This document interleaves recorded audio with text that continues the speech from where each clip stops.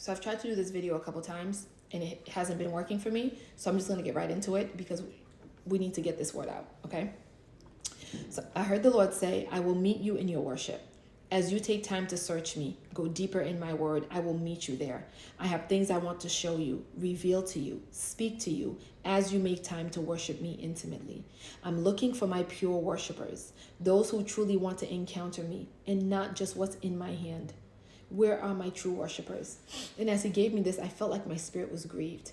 And it was almost as if the Lord was allowing me to feel that his spirit was grieved. It took me back to a word he gave me a couple years ago, which I believe you can find on here. It was along the lines of, they honor me with their mouths, but their hearts are far from me. And it included a rebuke for leaders and for pastors. And you can find that. But it took me back to that.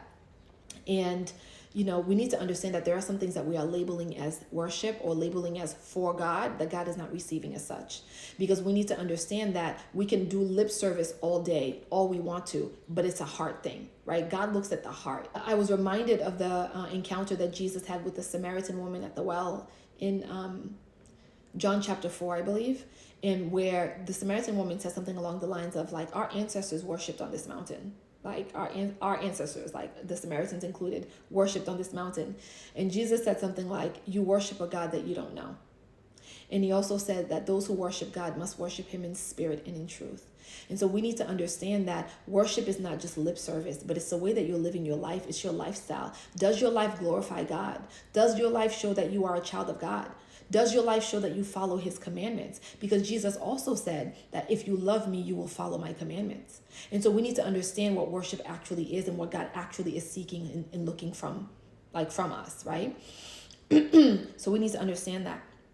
And we need to understand that that's what he's looking for, and that's what he's calling right now. He's calling for his pure worshipers, his true worshipers, right? And he says that I will meet you in your worship. So I want to encourage you to take time to go before him, to be intentional with your time and in truly seeking him and understanding that he's telling you that he will meet you there, which means that when you have an encounter with God, something has to happen. There has to be some sort of transformation. He says he wants to pour into you. He wants to reveal things to you, show you things, right? And he's going to do that during your intimate one-on-one time with him, your purposeful time, your intentional time that you are making to be before him. So we need to understand that we can sing songs all day and every day. We can go to church all day, but if we are not living repentant lives, if our hearts are not transformed, right? If we're not living lives that glorify God, then we can't say that we are truly worshiping God, because this is not the worship that he's looking for. It's everything together, just the way that you are living.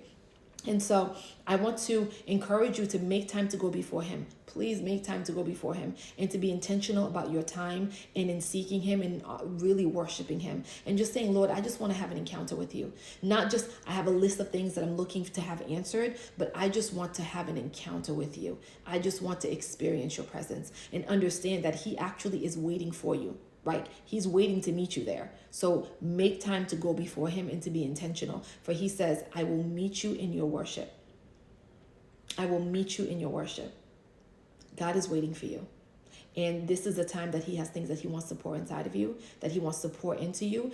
God is calling you and he's waiting for you. Are you going to meet him there?